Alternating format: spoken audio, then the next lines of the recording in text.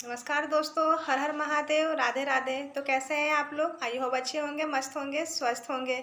जैसे कि आप सभी को पता है कि नवरात्रि आने वाली है, माँ दुर्गे हम लोगों के घर में आने वाली हैं और सब इस चीज़ की तैयारी बहुत धूमधाम से कर रहे हैं। लेकिन माँ दुर्गे की पूजा और अर्चना करने से पहले 9 बातों का ध्यान रखना चाहिए, जिससे कि माँ दुर्गे प्रसन्न होकर हम लोगों सभी की मनोकामनाएं पूरी करें। वो 9 काम ऐसे कौन से हैं जिन्हें हमें नवरात्रि के दौरान नहीं करने चाहिए? वो जैसा कि आप सभी को पता है कि शारदीय नवरात्रों की शुरुआत 3 अक्टूबर 2024 से शुरू होकर 12 अक्टूबर 2024 तक चलेगी। इस बीच 9 दिन में जो माँ दुर्गे की जो 9 रूपों की आराधना की जाती है, बहुत अच्छी तरीके से उनकी पूजा पाठ और सही मुहूर्त पर कलश की स्थापना करके पूजा अर्चना की जाती है। कितनी महिलाएं जो है कि कलश की स्थापना नहीं करती हैं, इसके बावजूद भी व्रत रखती हैं और पूजा अर्चना करती हैं, तो बिल्कुल करनी चाहिए। माँ दुर्गे की पूजा अर्चना बिल्कुल करनी चाहिए, लेकिन इस बीचों में कुछ बातों का ध्यान रखना चाहिए, जिससे कि माँ दुर्गे हमसे नाराज ना हो।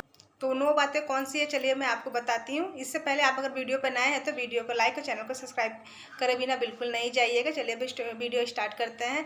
पहला, नवरात्रि के समय जिस दिन कलश की स्थापना की जाती है उस समय साफ़ सफाई का बिल्कुल अच्छी तरीके से ध्यान रखना चाहिए, एकदम स्वच्छता का ध्यान रखना चाहिए।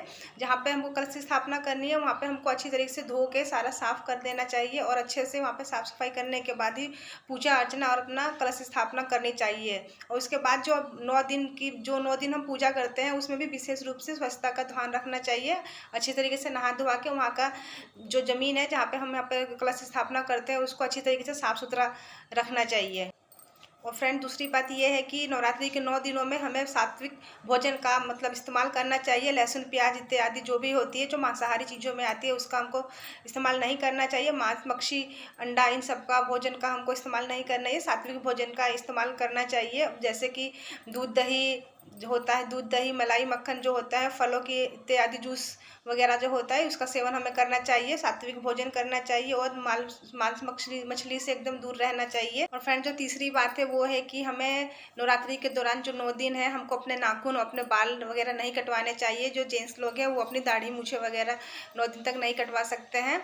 और ये काम हमको नवरात्रि शुरू होने से पहले ही अपना कर लेना चाहिए। बाल वगैरह नहीं कटाना चाहिए, नाखून वगैरह भी हमको सब अपनी पहले से ही काट के रखने चाहिए। नवरात्रि के दौरान इन सब कामों करने से बचना। और जो चौथी बात है फ्रेंड, वो बात है कि हमें नवरात्रि के दौरान चमड़े से बनी हुई चीज़ों का उपयोग बिल्कुल नहीं करना चाहिए और काले वस्त्र हमको बिल्कुल भी नवरात्रि के दौरान नहीं पहनने चाहिए। और चमड़े से बनी वस्तुएं जैसे बेल्ट वगैरह और भी बहुत चीज़ें होती हैं जो कि इस घर में घरेलू इसमें कामों में यूज की जाती है, वो हमको नहीं करनी चाहिए। नवरात्रि के 9 दिनों में इस चीज़ों का विशेष ध्यान हमको रखना चाहिए। जो पांचवी बात है बहुत महत्वपूर्ण बात है, क्योंकि नवरात्रि के दौरान हमें अपने घर में कलेश बिल्कुल नहीं करना चाहिए। कलेश से दूर रहना चाहिए, लड़ाई झगड़े वगैरह से बिल्कुल दूर रहना चाहिए। कोशिश करते रहना चाहिए कि हमारे घर में शांति बनी रहे 9 दिन, ताकि माँ दुर्गा हमसे प्रसन्न हो।